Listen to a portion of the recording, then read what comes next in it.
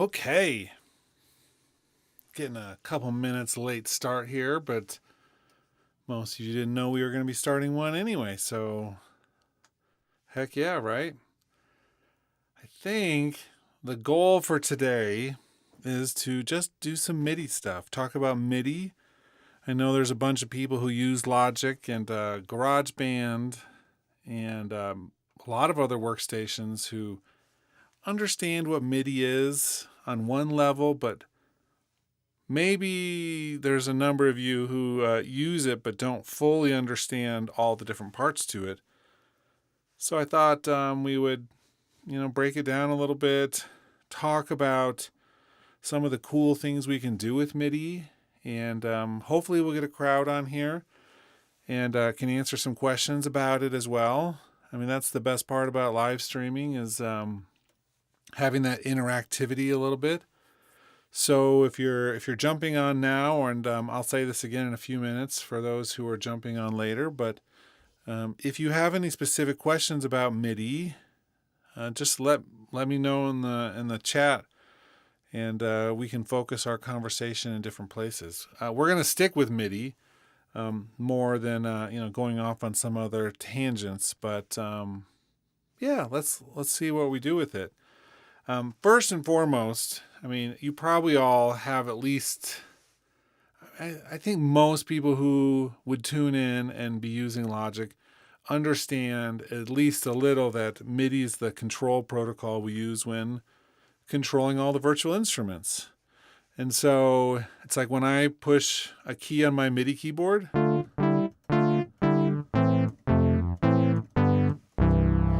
it's the keyboard itself is just sending out data, and that data goes into Logic, and it tells Logic what to do. There's the velocity, which is how quickly you're pushing the note, and that plays it louder typically. So we have all these things. It's like which note is playing, which how long are you holding it. All of that information is pretty useful, and we actually do have a lot of ways to view that data. So for instance, if I just record here for a second.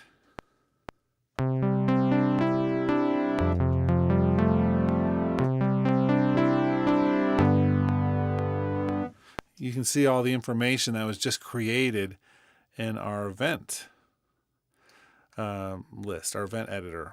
Because all of this stuff technically is, you can actually come through here and create it, edit it, change it. All that data is really useful. Most of the time, we don't want to be dealing with data, right? We just want to be creating music.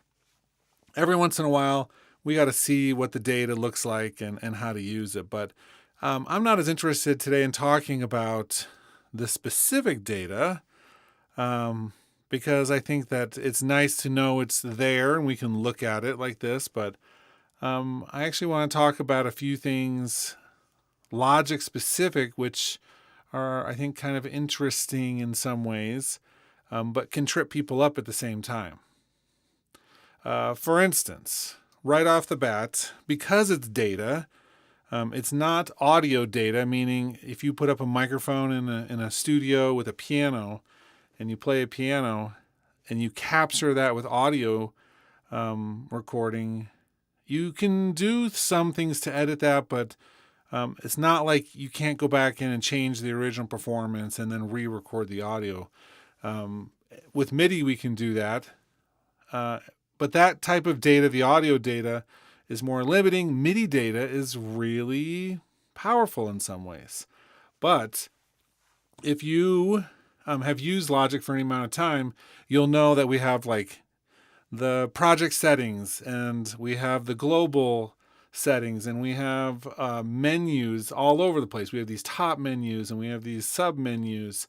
It's like we have so many places for things that it can be real easy to lose track of things and what they really mean.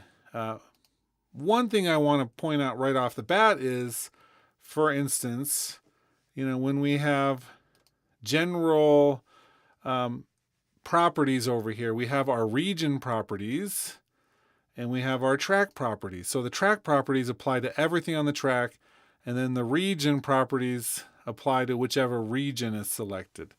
So that's this, this region thing right here. And so our quantization, and quantization is just a simple way of saying, let's have logic fix our timing for us. And so we're going to be talking about quantization for a few seconds here because, as an example, if I turn on quantization, right, and then I record something,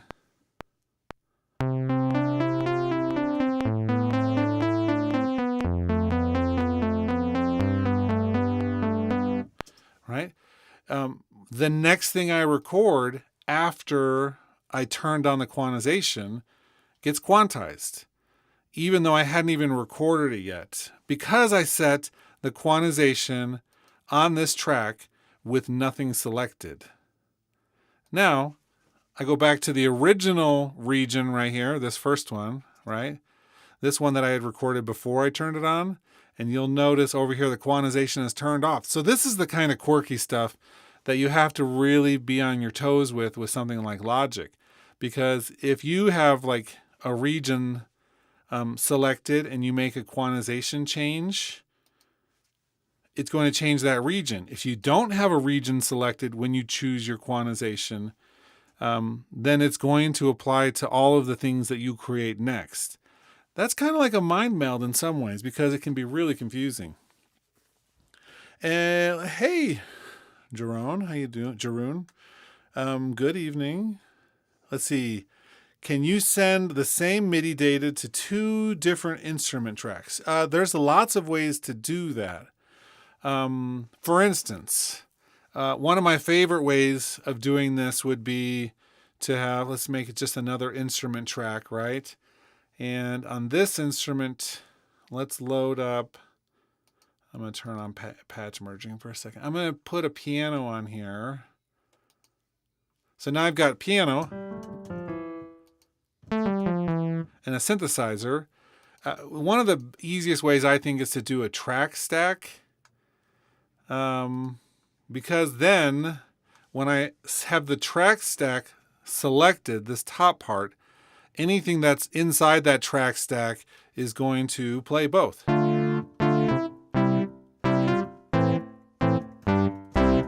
Right? So let's turn down the synth a little bit so you can hear both.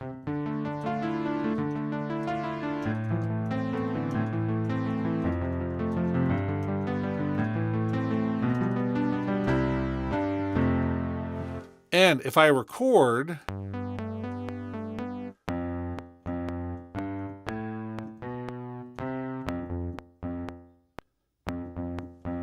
that MIDI is going to go to both of those instruments.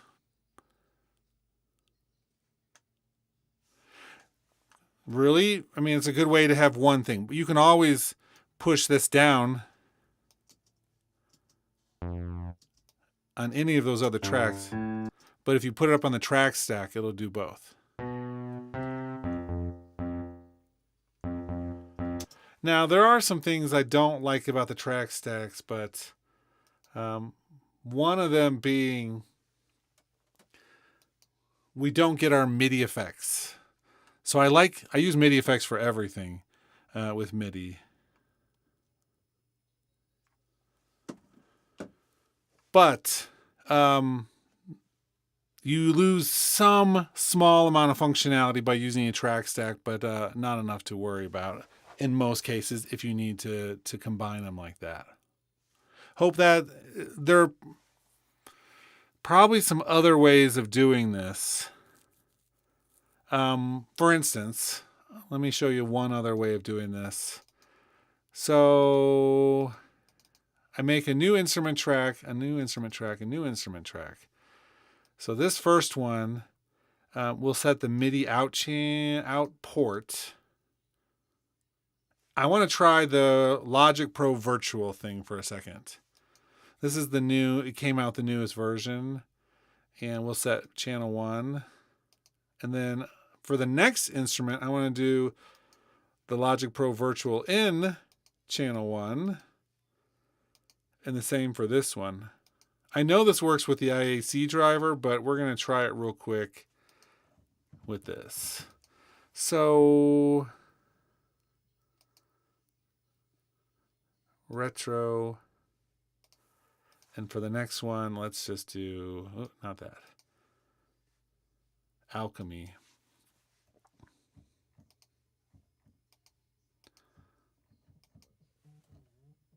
Oh.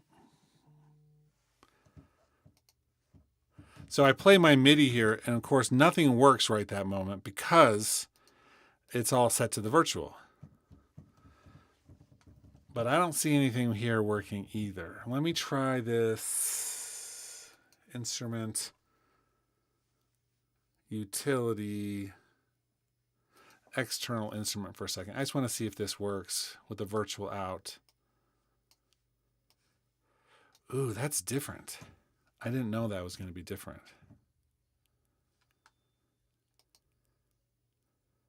MIDI in.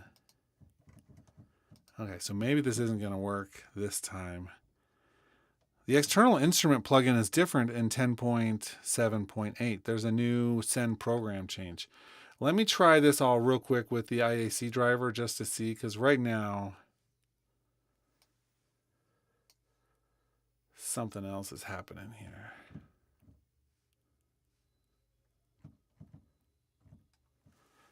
Oof. Yeah. Let me do track external. I don't think external MIDI is going to work, but let's try it real quick. Output. I'm going to try that one again. There's the MIDI. Yeah. Something about that Logic Virtual thing, but it's not working. So let me try the IAC driver. This is just an experiment in my brain for a second. This perfectly demonstrates. Oof, that worked. So I need to figure out the Logic Virtual driver.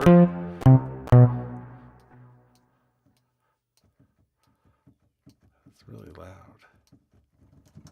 Now it's not working. It was working for a second. You probably all heard it. So another way of doing it, but not a good way. I'm going to go with that. I like the track stacks the best. Yes, Gigadeath. That's exactly what I was thinking when I just loaded that up. This is the first time I've seen that change. It's a newer change. I don't remember it even being listed in the notes, but you can now send program change. Maybe I do remember it actually, but I don't do that often enough to even think about it. But you can change, send program change information out the external instruments now. That's kind of cool. Let's see. Jeroen says, my reason for asking is I might want the same MIDI track played with different instrument on a separate bus.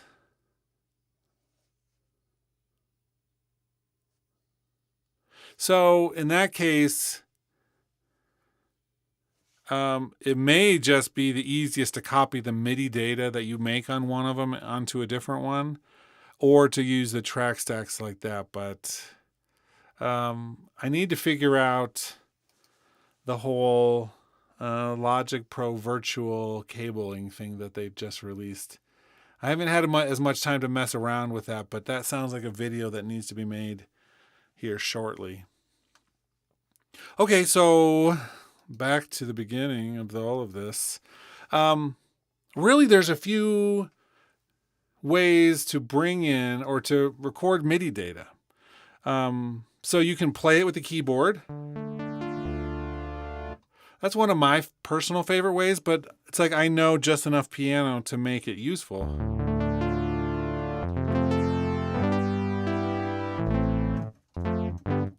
Right, so I can play some chords. Great, cool. But even with that, so let me break down each of these ways a little bit more as I'm doing them. I use MIDI effects when I'm recording MIDI quite often. One of them that's my favorite would be the velocity processor, because I mean, I've got a nice weighted hammer action MIDI keyboard.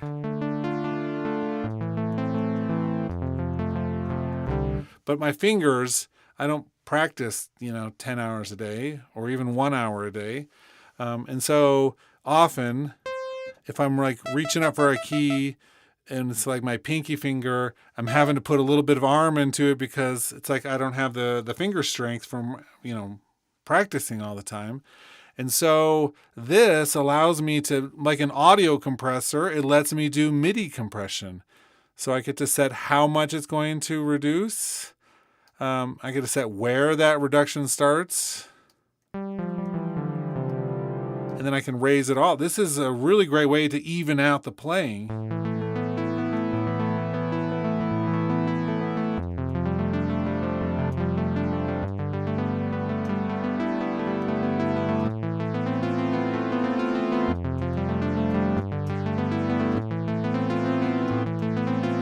It's like no matter how loud I play, accidentally, it's going to keep it all under control. The reason why I'm going to use this instead of a traditional audio compressor is because MIDI, especially with certain sampled instruments, if you play louder, it's going to trigger a different audio sample. If you are playing a synthesizer, it may move the filter, depending on how loud you play, depending on what the preset or the settings you're using. And so using an audio compressor after the MIDI triggers its instrument is going to reduce the volume, but the timbre, the harmonic content, all of that stuff could be potentially changed if you accidentally play a note louder. So what you do is you control the MIDI data before it goes to the instrument, and so we get a much more consistent sound from that instrument rather than trying to fix it after the fact. This is like putting a compressor on my fingers rather than on a microphone of the piano or something like that. And so it's a great tool to put in your chain when you're doing MIDI. It's non-destructive, meaning, at least if you set it up in the default way, it's non-destructive, meaning I can always change these settings later and the original data is still preserved. So we'll take off that compressor. So we can always do that. Now, if you're like, no, I really want this data to be put into this, well, you can always now record MIDI to track from there. So that means anything, if I turn this on for that plugin, anything that gets processed velocity-wise by the velocity processor MIDI effect will be written into the MIDI of your actual instrument track.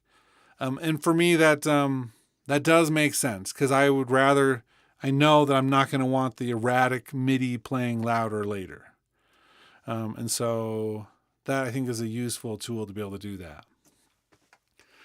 But we can use any of the MIDI effects that we have in here. So the arpeggiator, the chord trigger, the modifier, modulator, note repeater, randomizer, scripter, transposer, velocity processor. And even in the scripter, we have a bunch of things that come with this. So the stutter effect is cool.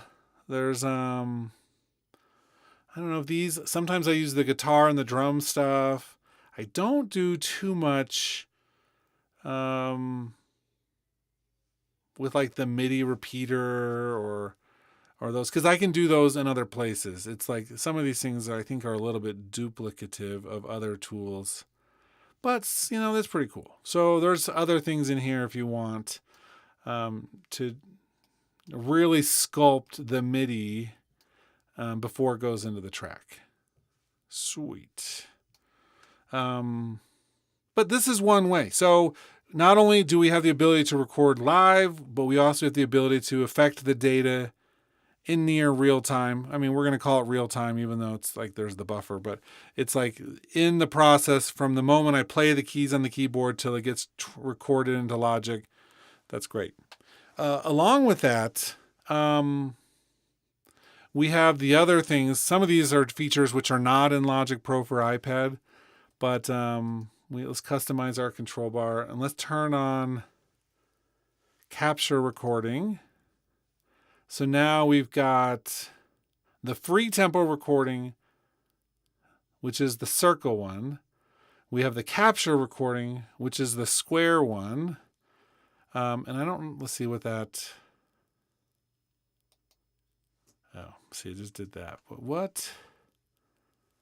I wanted to click on that little arrow. See, there we go. No, capture and stop mode. That's interesting. I don't know if I've ever seen that option.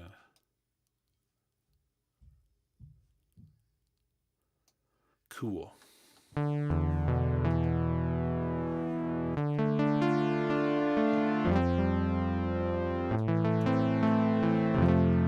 So the difference here being, of course, one of these we get to record when it's just, it's always tracking what you do with your MIDI. The free tempo recording puts it into play, and you still have to play it.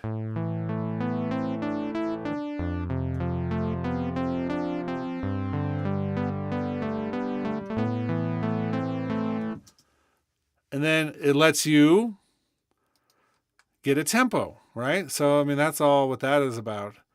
It either matches it to the project tempo or it creates a project tempo from it. I've not really gotten into the free tempo stuff as much.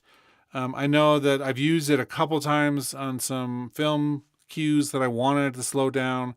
I already had some music in there, and that let me create the exact right slowdown by playing. Most of the time I use the capture recording, and that in conjunction with the adapt tempo. So it's like I want this to hear what I'm doing and track the tempo and do all that without ever having to push play.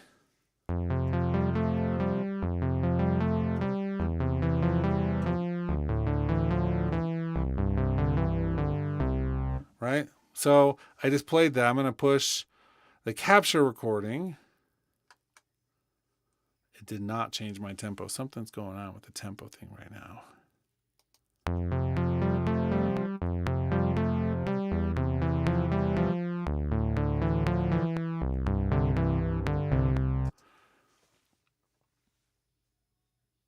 Yeah, something's super weird about that.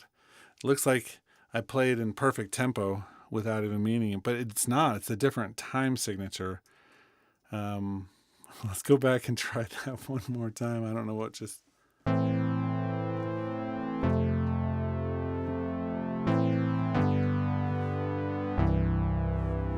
Right? Let's see if that... Yeah, something... I think I might need to restart the session. There's no way. So something's going on with that right this moment. It could be a bug with Logic. Oh, maybe it's because I had that thing turned on. That could be.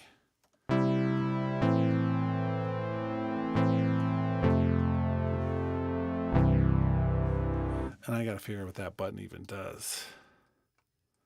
Now I've got nothing. Thank you, Logic. No, we want that on.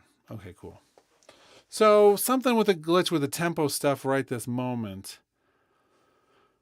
But I bet you if I started a new project and cleared out whatever thing is happening there, that it would be fine. So I don't know. I don't think it has to do with the record button.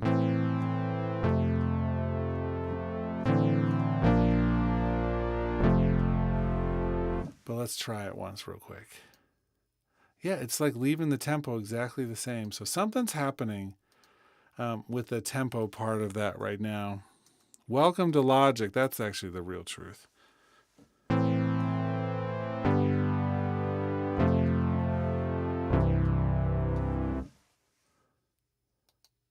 Yeah, something's happening. The tempo's not matching. I wonder if I undo everything in the project. Back to there. Let's try that real quick.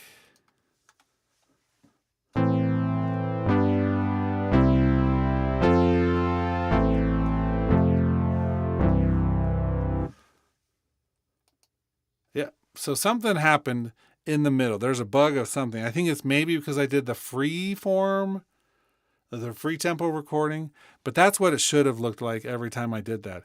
It like put a tempo in.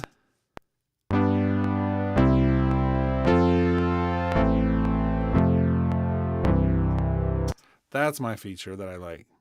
So Logic, thank you for just making me have to like figure out your stupid features. Pain in the butt. And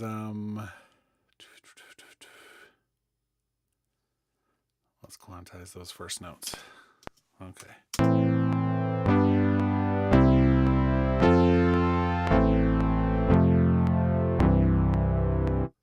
But that brings me to the piano roll, which is super handy and allows us the second way of recording MIDI, which is drawing things in. So we have another thing.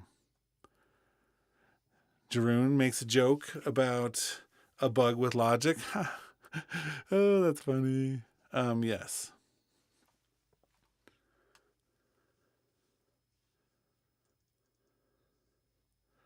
Let's see. The tempo is correct. The problem is with the keyboard controller. That's so true. High red guitar. Audio-to-MIDI, like knocking a beat and recording it and creating the note intervals. Yes, we can talk about that in a minute as well, because right now I want to do the piano roll, and then we'll get into some of the really cool other features, which I think are so useful. But even the piano roll has a lot of really useful things. I'm going to move my typing keyboard down so I can reach it better. For instance, we have the brush tool. And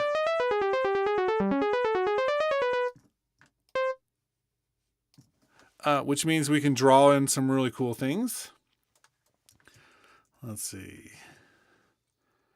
We can just use a normal pencil tool. Right? So those are all handy.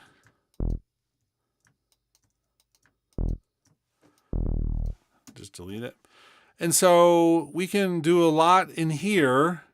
We have control over all the parameters, which is nice. So if you've never used the piano roll, you should definitely experiment with it at some point. We have, for instance, and you'll see I'm grabbing the right tool here because I want the arrow tool to stay my primary, but this is the command click tool. And with that one, I can add a tool to this and then just use the command key anytime I want to go to it. But like the velocity tool, right? So select all those. So we have the control over the note velocity. And the color will change, but it doesn't have to necessarily change.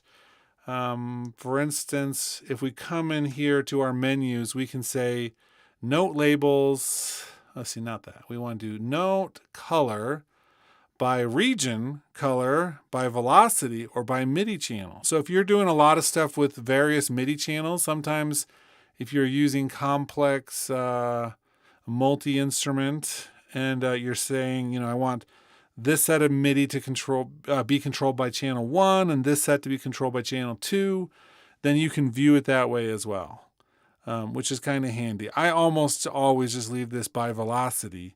I've never used by region color. If anyone who's watching has ever used by region color, let me know. I'm curious exactly what that means or what that would be useful for somebody. I know what it means. Let's see. Cool. But we have a lot of power down here. We have the basics like that, velocity, length, the actual note. We can come over here, make selections, and say, you know what, I want to quantize this. You'll see that none of the other notes are quantized when I do that. You'll see that there's gaps there.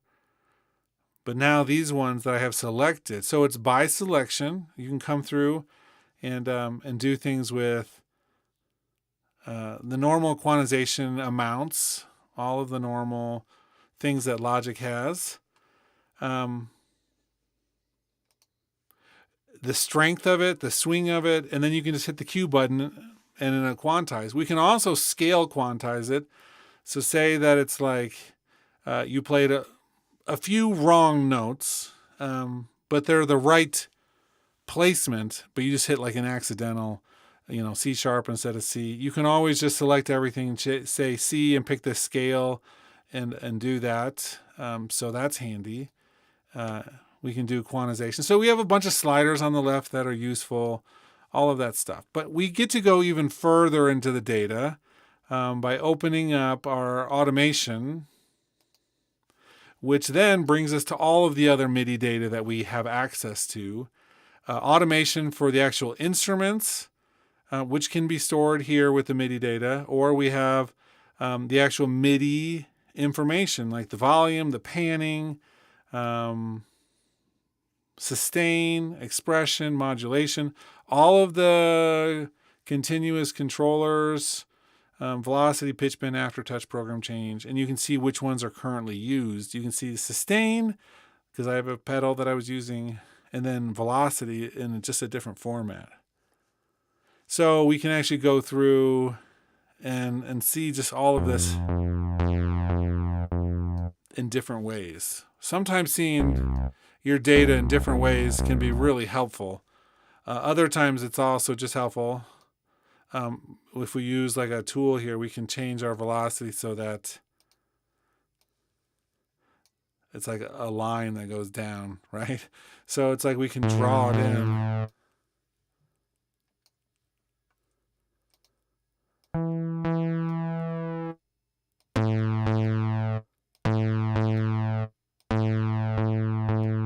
Right, so now we have all kinds of ways to control the velocity, which is kind of nice.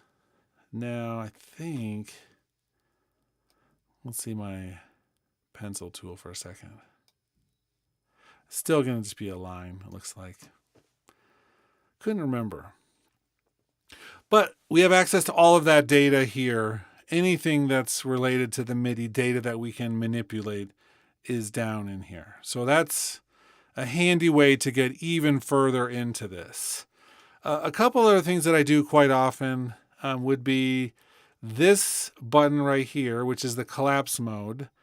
And what that does is it's like after I've gotten the notes that I want, or I've recorded a pass, you can do this, which allows us to just have visible all of the notes that you're using. So it gets rid of everything else. It like filters visually out everything else that we don't have. And so there's not a lot of space in between notes. This will often tell me, it's like, ooh, I didn't realize I played an A0, you know?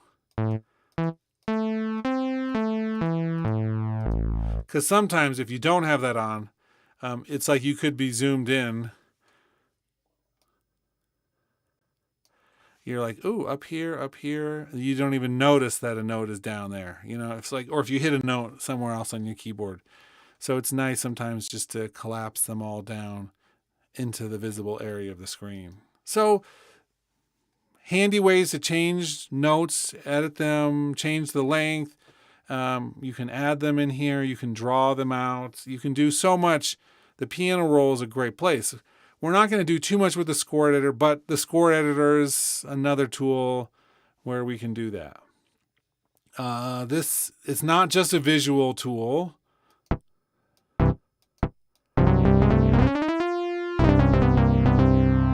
It's like you can change notes and double click on it and change properties. The score editor is a fully functional, amazing tool. It's as much as you could ever really want from it. It's really powerful, but I don't want to get into it right this moment.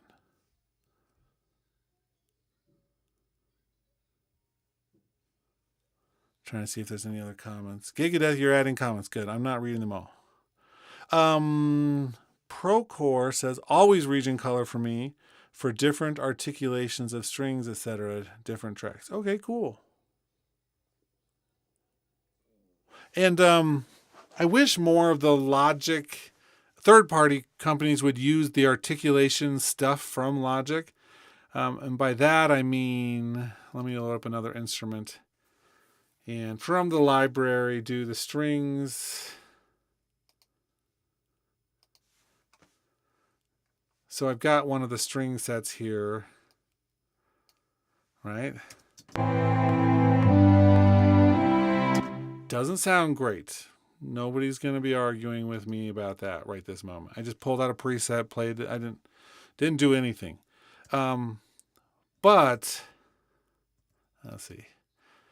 With this,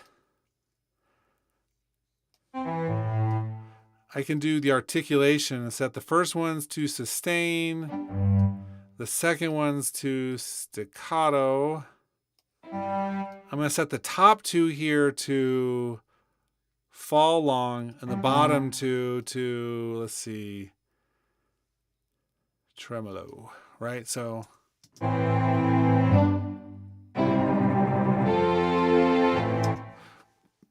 even if they're vertically in the same place, they can trigger different samples. I think that the articulation feature of Logic is really cool. It's just that not a lot of third parties are using it. And I wouldn't be surprised. I mean, they're probably going to leave it in at this point, but you'll notice, I don't know if the articulation stuff came into Logic Pro for iPad, which is always the best sign of what Apple thinks is serious or not, right? What they're bringing into the mobile version. At this point, that should tell us a lot of what's coming down the road. You know, it's like, what are they putting into the iPad version? That's the new version of Logic, right? Let's be honest. The new version of Logic is eventually going to assimilate the old version of Logic. If you don't think that's the case, then you've understood what Apple does for a living. Okay, let's see. David says, syncing the piano roll with the score editor is always problematic for me on multiple monitors. You mean in terms of it's playing at different times and so you can't see it lining up? Is that what you're referring to?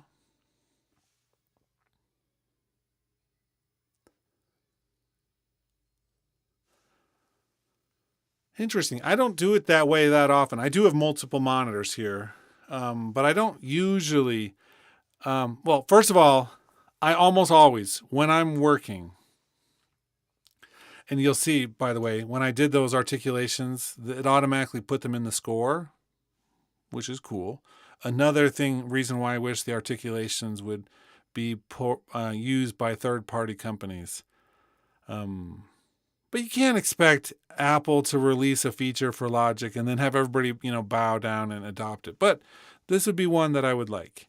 So I almost always, once I'm writing something, I almost always deactivate the lock. And I wish I could just turn off the playhead for that matter, but I rarely look at the score editor for placement. So I haven't had that issue in terms of synchronization. Let me just really quickly pull that to a second monitor.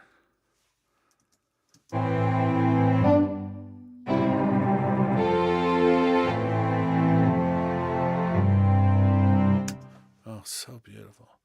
I mean, you can't see what I'm seeing, but there's no issues with sync at all. Interesting. I'm curious why that would be happening, but I don't rely personally. It's like when I'm playing, I just need to know essentially what bar is about to come up so I can track what chords and things are happening. But again, I'm usually locking this down into one part by turning off the little the little link button. So that way, I can see the chords. Maybe I just wrote something with a certain chord progression, and then I forget what I just wrote instantly. So then I need to see what I'm doing. That's what I'm using this for almost always, is just a reference. And then I go back to, I prefer MIDI blocks. And that makes sense. That was going to be my next question, David, as well. Longer things with more parts on the screen. Right this moment, that's 4 bars, so it's nothing like probably what you're talking about.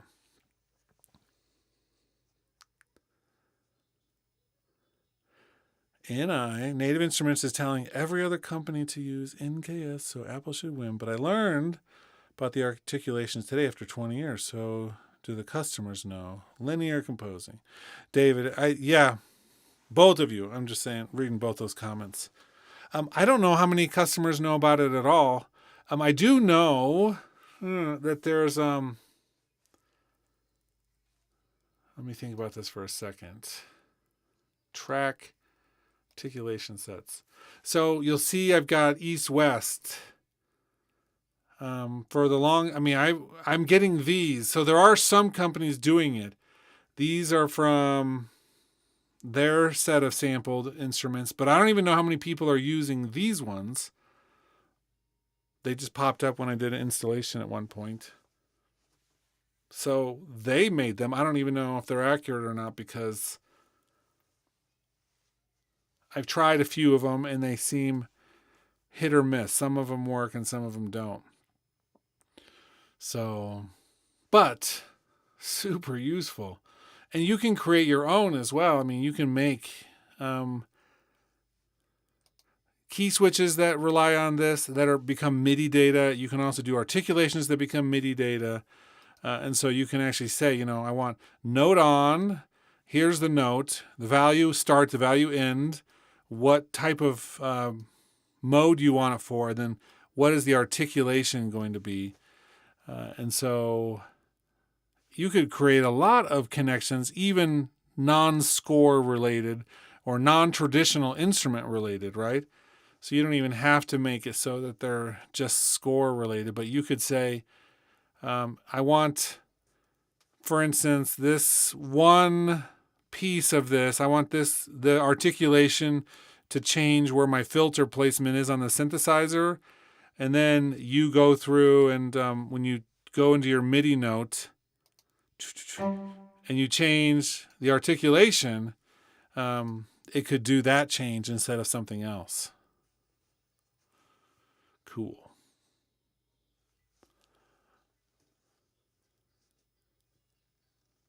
Exactly.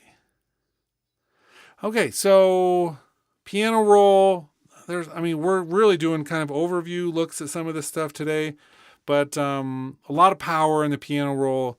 Anybody who's used MIDI for an extensive period of time finds themselves in there at some point. And the more you do, the more you start to figure out which parts of it work for you and which ones don't, etc. So a great place. In terms of forward-thinking areas, it's not really forward-thinking, but it is for Logic, perhaps. Let's do a new software instrument track. This is another area that we're doing stuff. Let's do the drum machine designer. You see, I need to update my library. These are the things that came out with 10.7.8. I just haven't hit the download button yet. We'll just load one of the kits. Right, so then we have the step sequencer. And the step sequencer is by far one of my favorite. Where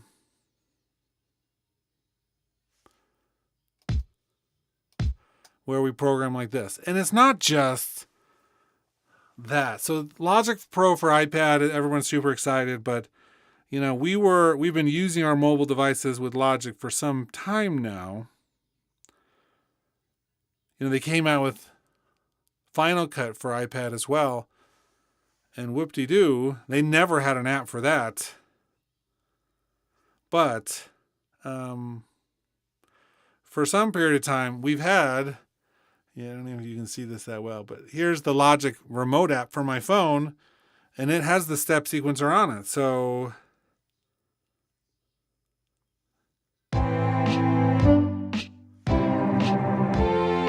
let's dump that out.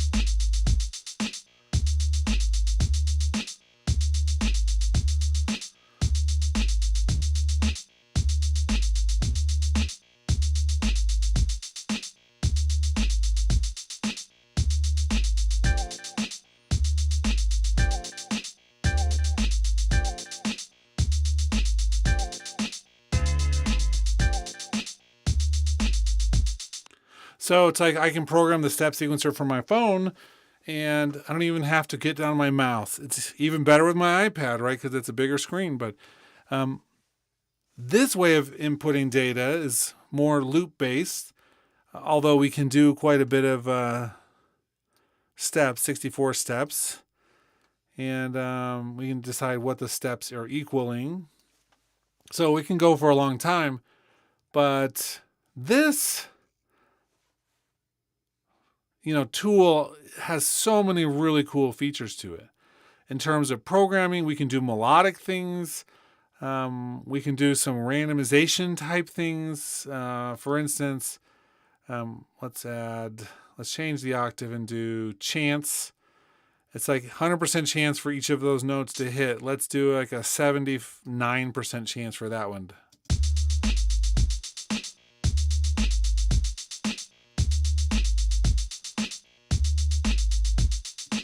Let's do like a...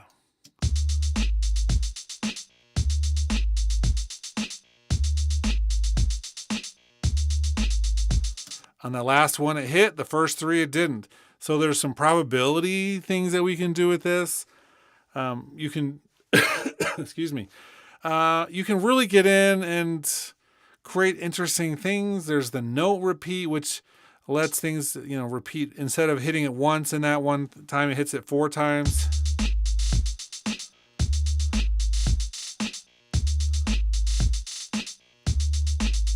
If you're not doing this type of music production, it doesn't matter. You can still use this for other styles of music. It's really how you use the tool. But I love being able to get in and create interesting things in a different way than just drawing it out with a mouse or playing it with a keyboard. So some alternate ways of doing that. Last, but certainly not least, and certainly actually not the last, but just the last for today. Let's do an audio track. Well, let me see. Actually, before I do that, let me see what we have for some vocals.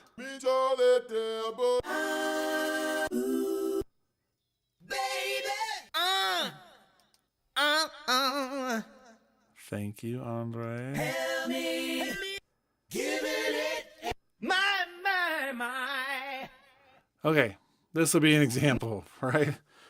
Oof, not a perfect example, but we have a couple things we can do. None of them are like perfect, and some of the ways are very limiting in what we can do. This is one example. Let me actually get one other, have both of these loaded up real quick. Oof. Kits. I wonder if these have. Let's just do a search by snare pattern. No, nothing with snare pattern.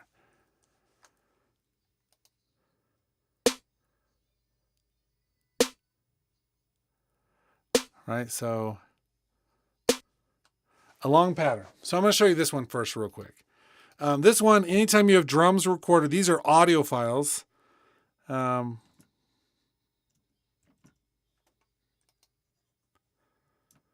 thought it was Control D. Maybe it's not. Undo. Let's see. Track.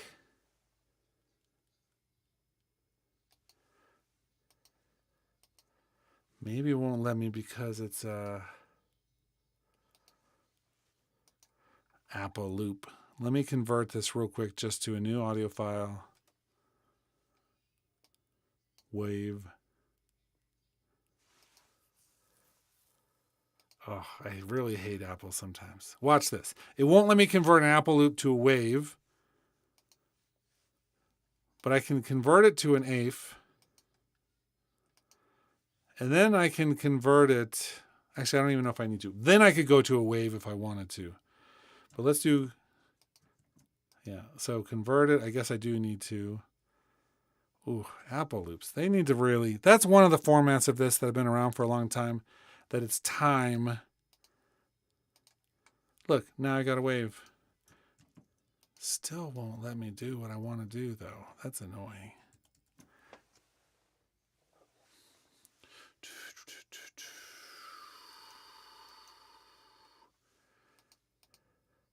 It's going to make me bring in some of my own drums. Won't let me replace or double the drum track. So this is another tool that lets you bring in, or if you record drums, you can convert the audio hits into MIDI.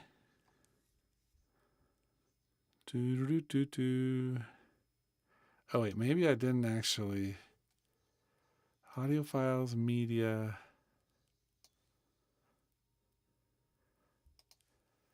Let me just see if that didn't even come in.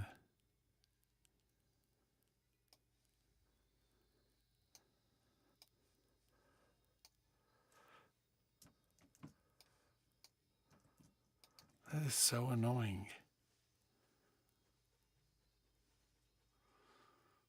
I'm going to beat this thing because I'm going to not beat it. I'm going to help it do what I want it to do. Okay. Let's save it on someplace I'm going to remember to delete it.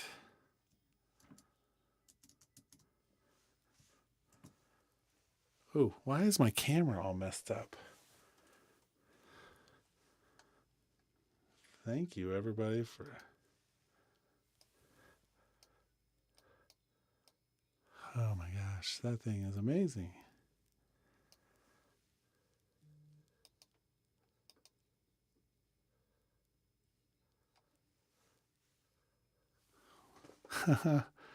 Oh my gosh. I think we're going to just turn it off for now.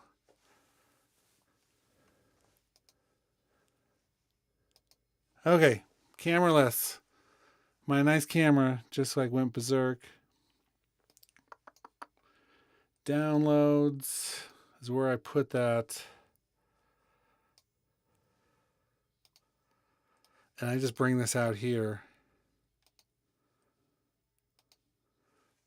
Control D still is, I think that's shouldn't be happening now.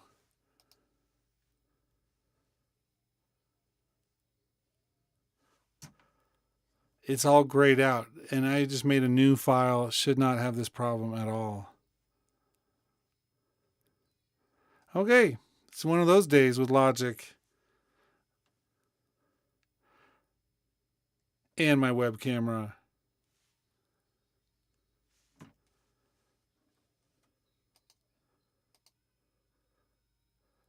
Because, let me see if I can reset that.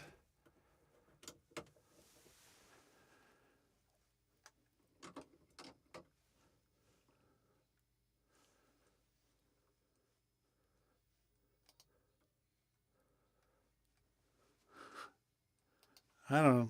We're going to have to figure that out. So that's one of the examples I was going to show you, but it just shows me how stupid this is.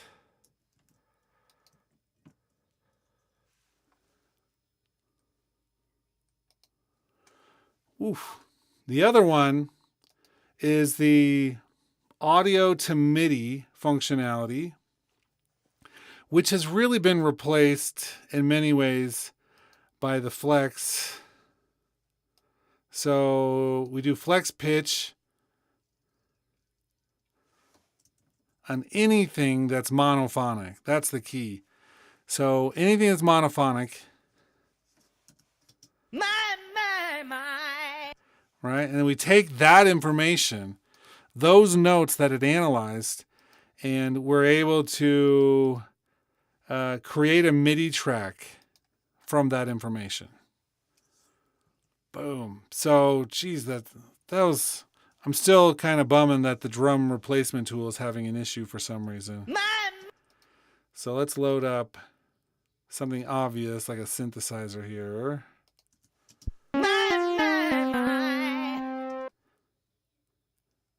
And that doesn't sound like the right notes even, but with many different types of simple melodic information, you can get the MIDI data and then convert it like this and then continue. So you can like do a doubling of an instrument, or you could do a harmony part with an instrument by changing the MIDI after that. Where's my MIDI data here? So that was C sharp, G. Let me look at this other data that we had here.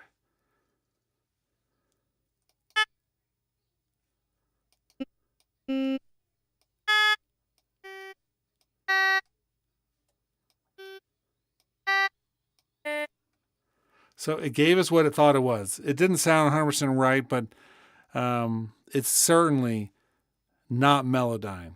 It's not that caliber of analysis, and it can't do harmony parts in an audio file or polyphony. It has to do just monophonic sources. Boom. So this stream has been awesome.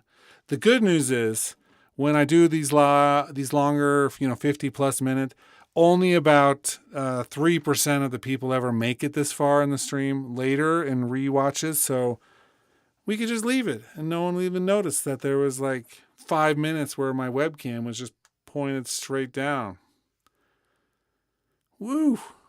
Yeah, Red, at least I was wearing pants. I'm always wearing pants, but so true. That could have been potentially pretty horrible. Red, I wish that they would update the MIDI effects plugins, but it's like they're really elegant and they did a really amazing job when they made them. I just wish the routing would be better, but clearly they're something that they want to continue on with because they're in the iPad, Logic for iPad version, which is cool. But we'll find out. They're tracking what everybody's doing on the iPad version now. And so if they see that nobody's using them, then they're not going to do much. They are built into a lot of the presets. So I bet you that people will be using them even if they don't realize it. Things like the arpeggiator, stuff like that. Those will be used by a lot of people on accident or without really realizing what they are. Yeah, I keep on hearing about the ARA stuff, but ARA is still working in Logic for Logic's own tools because a number of these things rely on that. Alchemy relies on the ARA. The Flex stuff does to a certain degree. But not everything does. And, Melodyne can say whatever they want. But, Apple makes Logic. And they don't make Melodyne, so they can't force Melodyne to follow specs. I guess is the simple answer to that. But if they're not working either way. Okay, I think it's a good time we gone an hour. That's usually what I like for these type of things. Hopefully this was interesting for some of you to see some of those tools. And a reminder of the different ways of getting in using MIDI in different ways. But I like to do this type of stream every once in a while. And hopefully it was useful. And if it wasn't, and you just watched an hour, then I can't give you your money back. I'm sorry. But I hope you have a great rest of your day. I'll see you all later.